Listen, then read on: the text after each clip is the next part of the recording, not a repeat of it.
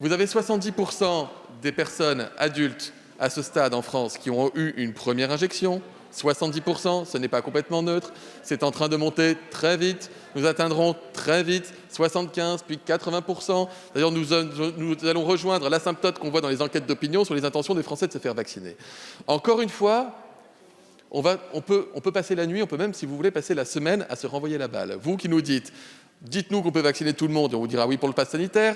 Nous qui vous disons, c'est pas l'un ou l'autre, c'est l'un et l'autre. Nous mettons à disposition les vaccins, nous allons vacciner massivement. Nous continuons de mobiliser tous les efforts. 820 000 vaccinations encore aujourd'hui dans notre pays, dont plus de 400 000 Français qui recevaient leur première injection.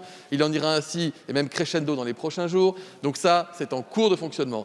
Il n'empêche qu'il y a un virus, que le virus, s'il pouvait nous regarder, je pense que ce soir, il serait assez content et se servirait une petite bière, parce qu'il va lui dire « Non, parce que honnêtement, nous avons besoin d'avoir des mesures de protection des Français et des établissements recevant du public. » Monsieur Corbière. Je le redis et je le martellerai toute la soirée et toute la nuit. Pardon.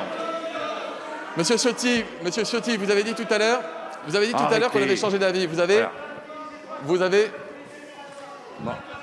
Madame, Monsieur Pradier. La question Monsieur n'est pas... Pradier. Non, seul Monsieur le ministre a la parole. Arrêtez, je crois que j'ai donné la parole à tous les orateurs de tous les groupes, en tout cas à ceux qui l'ont demandé. On écoute le ministre.